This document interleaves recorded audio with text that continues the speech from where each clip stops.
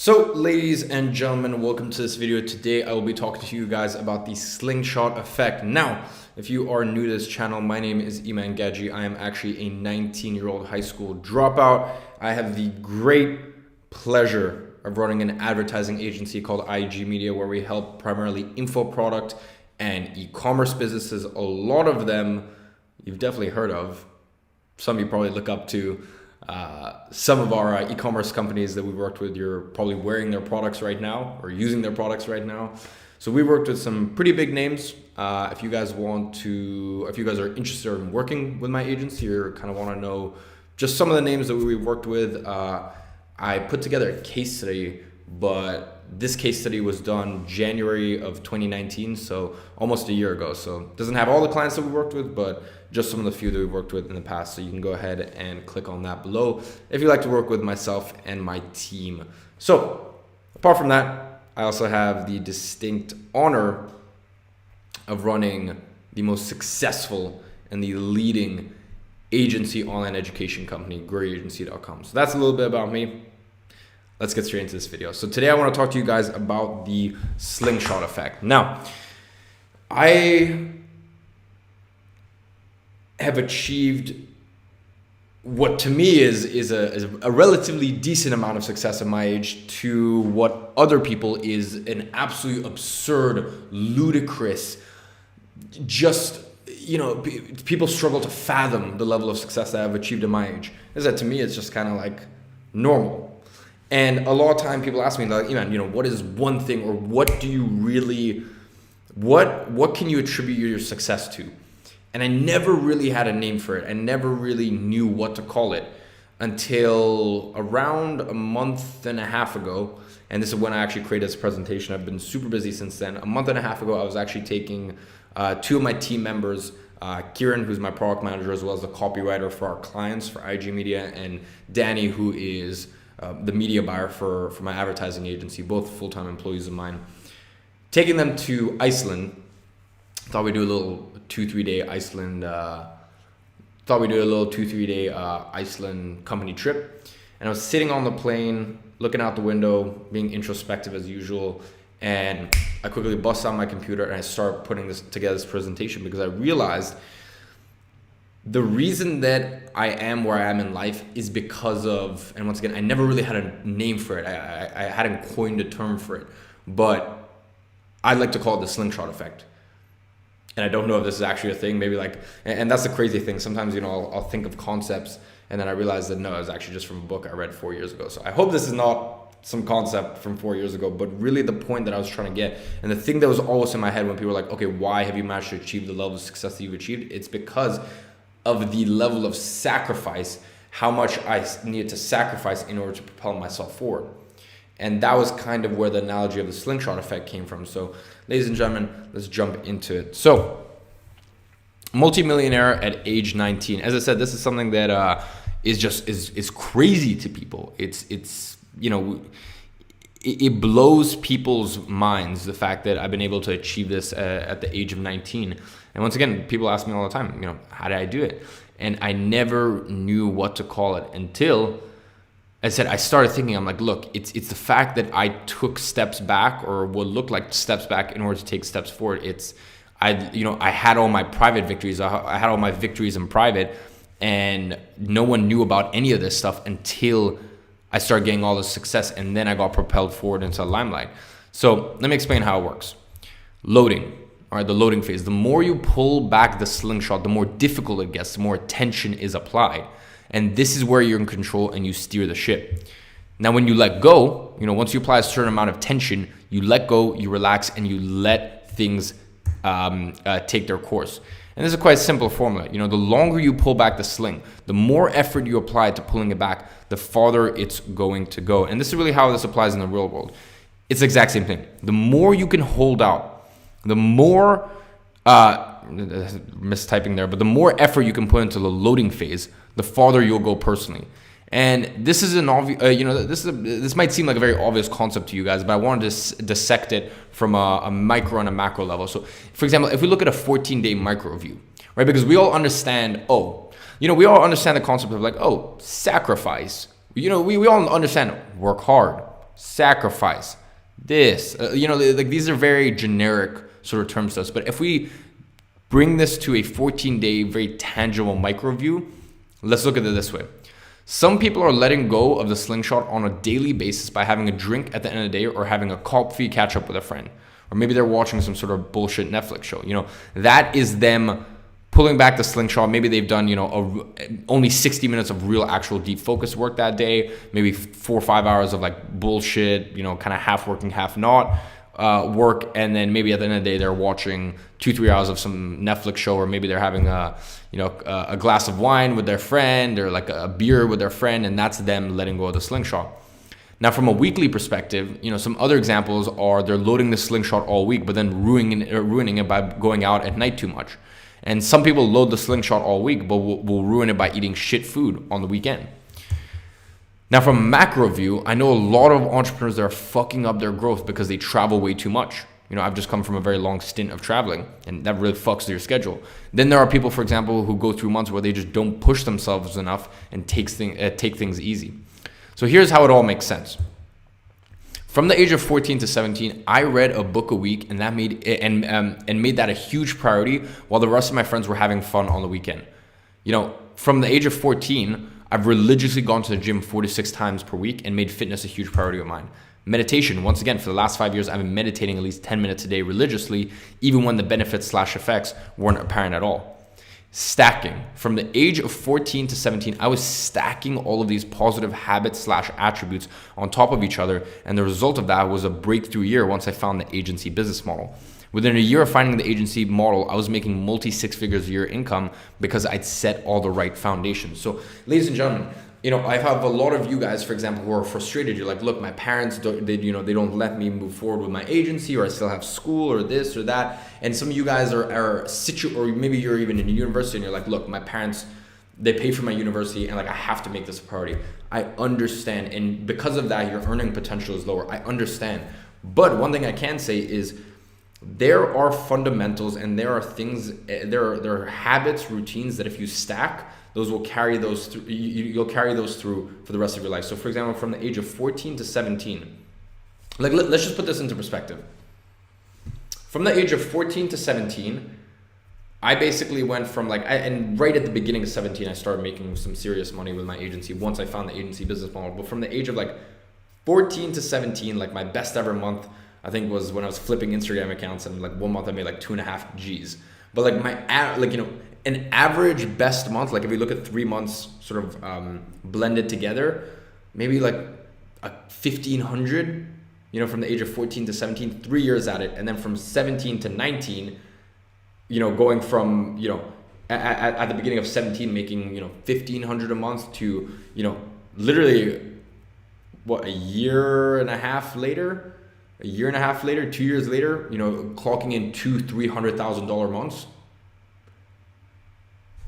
Can you, to go from 0 to 1,500 a month, $1,500 a month, 3 years, and then to go from 1,500 a month to 250 to 300,000 a month, 18 months. Can you kind of see the disconnect there? The reason that is, and the only way that those 18 months, those 24 months, those 12 months, so basically the breakthrough 1 or 2 years that I've had, the only reason that was possible was because as I said, I had 36 months. I had over 3 years of stacking those habits.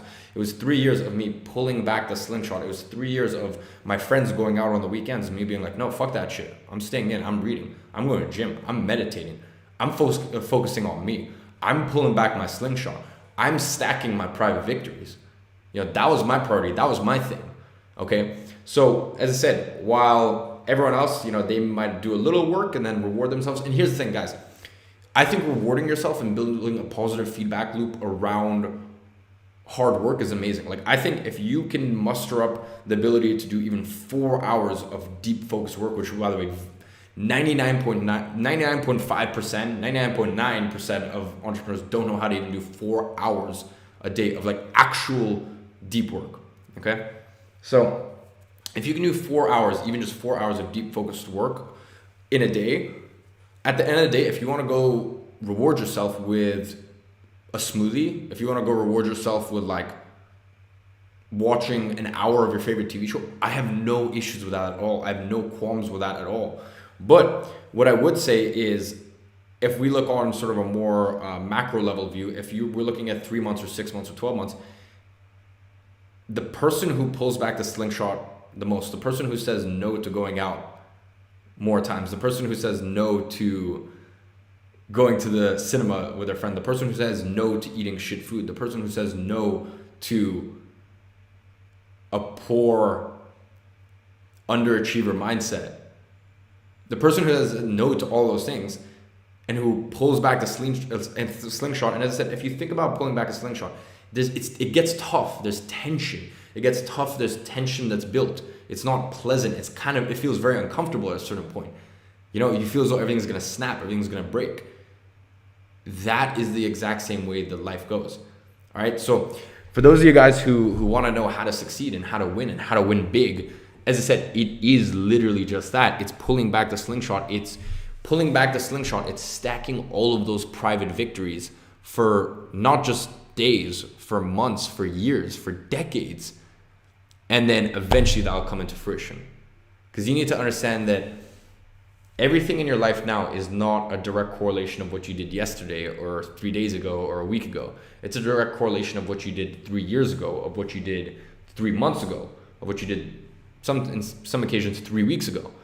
You need to understand that the actions that you take today, if you do 30 days of meditation, if you do 30 days of going to the gym, if you do 30 days of, putting in at least, and once again, it shocks people when I tell people, hey, when you first start, just do 3 or 4 hours of work a day and that's it, and stop after that. But I'm talking about deep focus work. I'm talking about the sort of work where you have some binaural beats, you've got Brain FM playing, you have some headphones on your head, where I'm talking about the type of work where your phone is on the other side of the house, turned off, put in a vault. I'm talking about the type of work where you got some incense sticks lit. I'm talking about the type of work where you meditated earlier that day, you haven't checked social media at all, you haven't even turned your phone on that day, or maybe you have your phone on but it's on airplane mode, so that way you can just listen to audiobooks, come straight back home from the gym, or go for a walk, come home and get straight to work. I'm talking about that sort of work.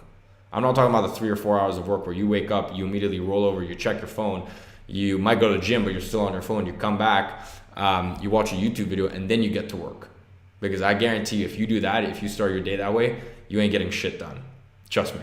So, as I said, if you can do even 30 days of going to the gym, if you can do 30 days of meditating, if you can do 30 days of doing 4 hours of just deep focused work, you're not going to see those results in 30 days. You're going to see those results in 6 months, in 12 months. When you read a book, very rarely, sometimes when you read a book that has so much application to what's going on in your life right now, fair enough, those are outliers.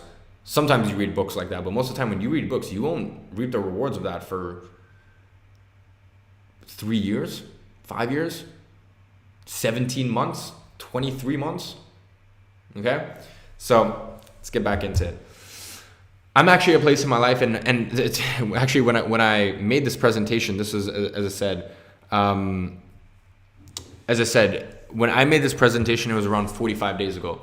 And 45 days ago, I was actually at a place in my life where I was letting go of the slingshot more, for my personal happiness, because for 3 years, I literally sacrificed my entire fucking life. I put everything on the line, and it was just this monastic, just obsession, focus, So I'm actually, at the time of making this slide, which is around 2 months ago at this point, I was actually at a point where I was spending 3-4 months just kind of returning back to my personal happiness, kind of just returning back to that childlike spirit in me.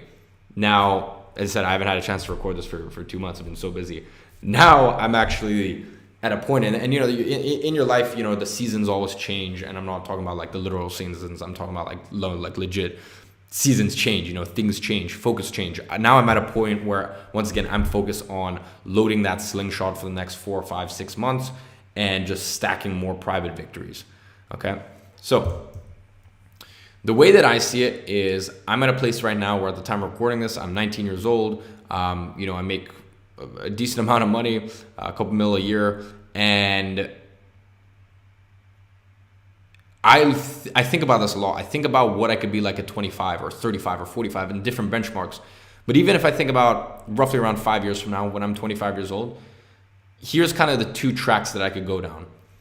income slash net worth, I could continue to make a respectable multi seven figures a year, pretty similar to now. To most people, if they can make multi seven figures a year, and have that sort of spending power, I mean, honestly, they'd go fucking crazy. Like, I get that. I'm in a very, very blessed position. I work very hard to get here, but also I've had some incredible circumstances. The fact that I learned about the agency business model when I was 17 changed my life. It changed everything for me.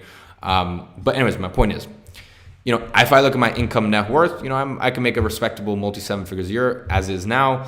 Social events, maybe a normal social event is going to a nice dinner with some friends and picking up the bill, which amounts to, 1,500. Let's say I go to Nobu with 15 friends, pay the bill, 1,500, chill. Holiday, once again, let's say I go to holiday with some of my friends, we'll pay for our own flights and split a dope mansion for a week, total cost 2,000. And partying, let's say I go to a club and bring along 15, 20 friends, table bill is 4K, and I pay to treat my friends slash business associates so everyone has a more comfortable night. Like, my point is, what I'm trying to do here is I'm trying to build an image of what I could be like at 25 years old. And to be honest, actually, this image of 25 years old is pretty much just kind of my life right now at 19. Not the specific nuances and picking up the bills and stuff like that, but kind of what the sort of stuff that I can afford to do and that I do. So that's me at 25 years old. If I don't stack my private victories.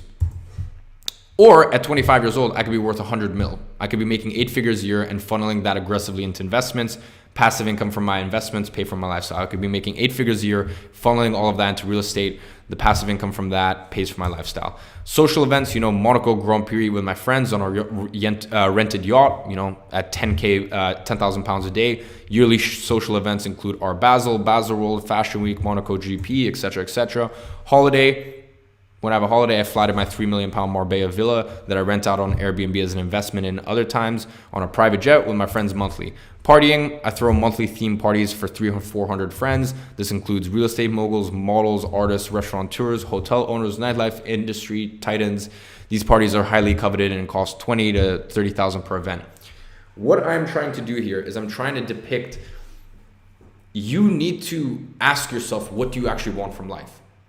And then you need to have this idea of the slingshot effect, and that needs to dictate every single one of your decisions. You see, I know that I'm at a point in my life where with the knowledge that I've acquired and I've gained, I could continue making kind of like a couple million a year, living an incredible lifestyle. As I said, I'm very blessed. Like, I live an absolutely incredible lifestyle. And to be honest, right now in my life, like, I don't spend anywhere near the amount of money I make. But, and here's another thing that I want to throw in there. Another track or another sort of barometer could be philanthropy. Because this year, in the last 3 months, I've donated roughly around 150,000 pounds to charity, to building schools in underdeveloped countries.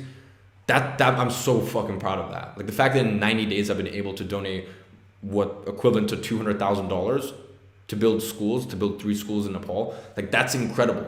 And at 25, I might be at a point where, like, once again, it's yearly tradition that I donate $250,000 to charity. And that could be me at 25 if I keep playing at the level and the intensity that I'm playing at now. Or it could be a yearly ritual that I donate $1.5 million. And every single year I can build 30 schools, 15 schools, 30 schools. Once again, depends on the country. Right, this year we've been building schools in Nepal. Next year I'd love to build schools in Colombia and then build schools in Dagestan and Russia, where I'm from. So I gotta look at these two things, and yes, it's one thing. It's one thing to say that, look, you want to make multi millions a year, but you need to understand the debt that comes with that. You need to understand the sacrifice that comes with that. You need to understand the fact that you will need to you'll need to pull back the slingshot much farther than the next guy who only wants to make multi 6 figures a year, or maybe even multi 5 figures a year. You need to understand that, like, you're going to be sat next to a guy who's making 400, and once again, I know these seem like big numbers to you, but guys, look, if you're watching this channel and you apply these principles, you're going to be filthy rich. Like, I have absolutely zero doubt about it, because here on this channel, we don't talk about very fluffy concepts.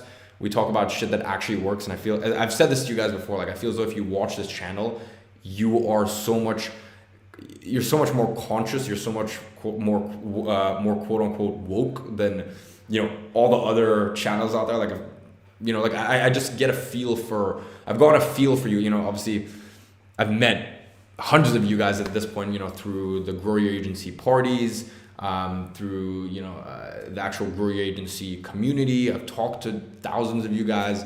When you guys bump, once or twice a day now, it's super, super cool. Someone will come up to me, recognize me, one of you guys on YouTube, Instagram, etc., etc. So anyways, back to my point. Like, if these numbers scare you, don't let them scare you at all.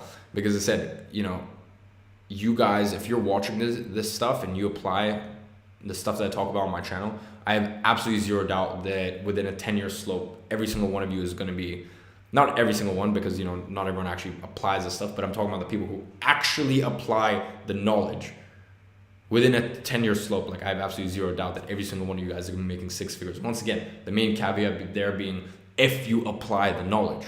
So a person who wants to make 8 figures a year, aka make $10 million a year, 10 million pounds, $10 million, whatever, has to act very, very differently to someone who wants to be making 100K a year, because even with my mom sometimes she's like, Iman, you're literally 19 years old. You have a detox coach, you have a full-time health coach / personal trainer. You have, you've worked with meditation coaches, energy coaches in the past. Like, the fact that you have systemized and you've automated so many areas of your life. You've worked relentlessly on every single part of your business. You've worked relentlessly on, your, not only your business, but your health, your spirituality, expanding your horizons, really looking at what your blind spots are, etc., etc. She's like, this all just seems so, especially the stuff with detox coach and for example, recently I've started, having a glass of wine or drinking again, but for a year and a half, if it was dinner, I remember even when me and my ex-girlfriend, we'd be at dinner, she'd want to have a glass of wine, and she'd ask if I want a glass, I'd just be like, no. Obviously she always understood, but there would be some points where she'd be like, look, we're literally on holiday, have a glass of wine. I'm like, no. For me, it was okay, yeah, I can have a glass of wine, and yeah, I might be able to do the stuff that more regular people do, but then I don't get to build as many schools in Nepal that I get to build. You know what I mean? So really my point with this is, this point that I'm trying to make with these sort of, this idea that I always have in my head of who could I be at 35? Who could I be at 45? Who could I be at 25? It all has to, I'm always rejigging, and I'm trying to recalibrate and think of what sacrifice am I willing to give? For example, I can tell you guys right now, do I want to be in the top 100 richest people on earth? If it happens, it happens. But I know the level of, for example, Jeff Bezos or Elon Musk level of sacrifice. Am I willing to do that in my life? No. I will tell you, you will get so many testosterone-filled entrepreneurs trying to act macho who will be like, yeah, I'll outwork everybody. For me, no. Am I willing to work literally disgusting 14, 15 hours? I've done that in the past, weeks on end. I know what that's like. Am I willing to do that consistently? No. Am I willing to have the sort of work ethic that Steve Jobs, Elon Musk, Jeff Bezos has? In little, in weekly or maybe potentially even at some points in my life, monthly bursts, if I have to, yeah, for sure. Am I willing to have their sort of lifestyle? No. So my point is, you need to understand what you are willing to put in to get out. There's a lot of people I know who make, even a lot of people in Grow Your Agency who make $150,000, $200,000 a year, sometimes $300,000, $400,000 a year. And, I'll talk to them. I'm like, dude, you very easily could get to 800, 900, even $1 million a year. Why don't you?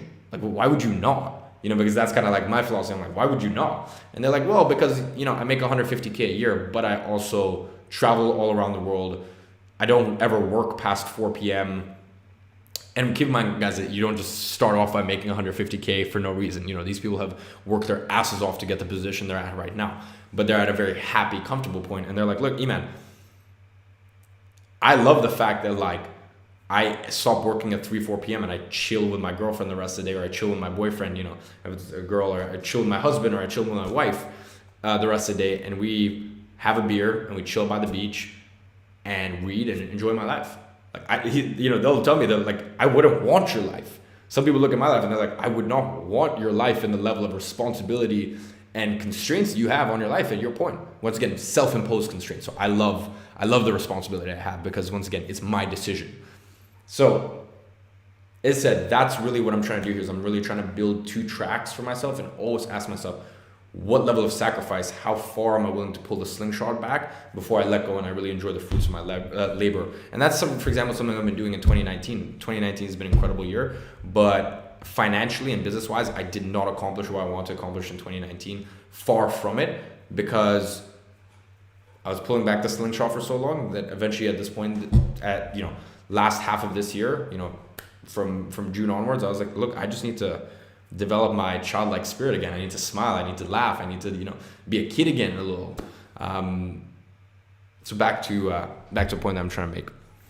And the point that I'm trying to make really is there's levels to this. And as I said, you gotta ask yourself, like, what, 5 years from now, what level do you want to be at, and what are you willing to sacrifice? Right? You need to decide how extraordinary you want your physical / material world to be, because that decides how extraordinary your dedication and sacrifice is. If you want your external life to be a 10 out of 10, which is, I'm talking supercars, I'm talking private jets, I'm talking this, I'm talking, millions donated to charity, I'm talking, whatever it is that has some sort of value to you, then you will have to match that with an equal or greater work ethic and sacrifice. Okay? Private victories, public victories. You guys know this, when you see someone roll up in a Lamborghini Huracan, or maybe a McLaren 570S, or whatever car you're into, Aston Martin DB11, this, whatever car you're into, you see someone with a AP or a Patek or a Richard Mille, do not idealize the material thing they have. Don't fawn over the public victory. Fawn over the private victory. Know that there was thousands of hours that went into it. There was ridicule. There was FOMO that they dealt with. There was stress. There was isolation. When you guys look at my life, you guys look at the incredible things that I have. Don't think about, for example, like, you guys know, currently where I'm in life, I have no interest in cars. I live in London. Like, I like to walk. I like to walk and listen, and reply to voice notes. I like to walk and listen to audiobook. Like, that's just me. I don't really have a use for a car. I couldn't care less about cars. But let's say, for example, sometimes you guys look at my watches. This is a $60,000 watch right here. I have around, you guys know, I have around 12. My watch collection is worth coming up to around, actually over $500,000 right now. I've got another watch coming in that I could have bought, hopefully getting the call up for it. You guys can probably guess, but for the price of that watch, I could buy a house, I could buy multiple houses. I could buy a Lambo for the price of that watch. And once again, obviously that watch I'm buying cash, I'm not financing it. So when I get that watch, and I'm probably will make a video when I get it, if I get it, hopefully, as I said, if I get the call up. But don't look at that public victory don't look at that public victory and fawn over that watch and this thing and that thing. Like, yes, right now I'm wearing a $60,000 watch, and yes, I look down at it, and you guys know I love horology. Like, I actually appreciate watches. No one has 15 watches unless they actually really appreciate the craftsmanship that goes into it. But don't look at this watch and be like, oh wow, and fawn over it. Understand that, yeah, cool. I have this like little shiny rose gold thing that I get to look down at. I'm like, oh, this is pretty neat. But I also went through fucking years of ridicule. I went through thousands of hours. I went through stress. I went through just so much FOMO of my friends going out and me just being at home working on a Friday night, on a Saturday night. And I went through so many times that just people were like, oh no, have a sip of alcohol. Just have a glass of wine with us. And I'd be like, no. I went so many times where my friends were like, hey, come have a quick coffee catch up with me. It's like, no. Like, I remember there was like 18 months when I had that sort of breakthrough 18 months. There was so many of my friends that I almost lost because they were like, dude, like, we know, like, we've been with you from the beginning. We know we know what your work means to you, and we're seeing, you know, we see the fruits of your labor, but like, did you just forget about it? Because there'd be like, I'm talking like best friends of mine that like I would forget to message for like 3 months, you know? And like, even anyone who knows me now and knows me personally knows that like, you know, I very rarely respond. Like, you know, for me, I got my work and my focus that I need to keep on track. But nonetheless, you know, like, don't look at the public victory in awe. Think about everything that went into those private victories, and instead respect the person who has that public victory, not for their public victory, but because you know the amount of private victories that went into it. Okay?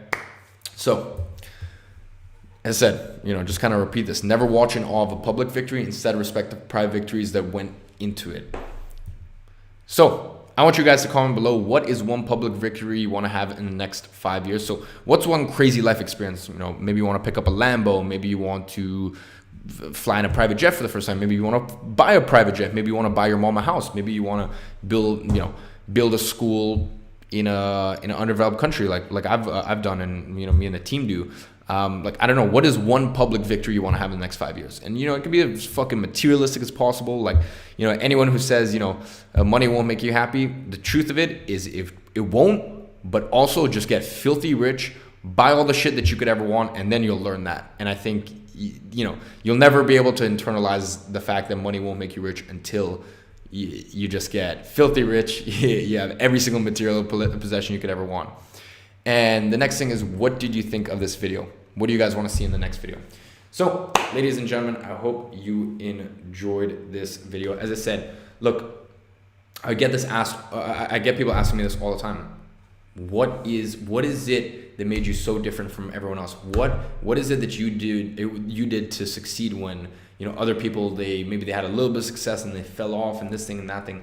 It is the fact that religiously, even where I am in life right now, I've never forgotten the slingshot effect, and I've never forgotten that concept, and I've never let go of that concept, and I've never let go of the fact that I need to, if I want to have a higher caliber of public victory, if I want to have even crazier external material or external or just results based outcomes in my life, I'm going to have to double down even further on the private victories. And I'm going to have to go to even farther depths that I've gone, and push myself even further and sacrifice even more and do all of that, because once again, they're proportionate.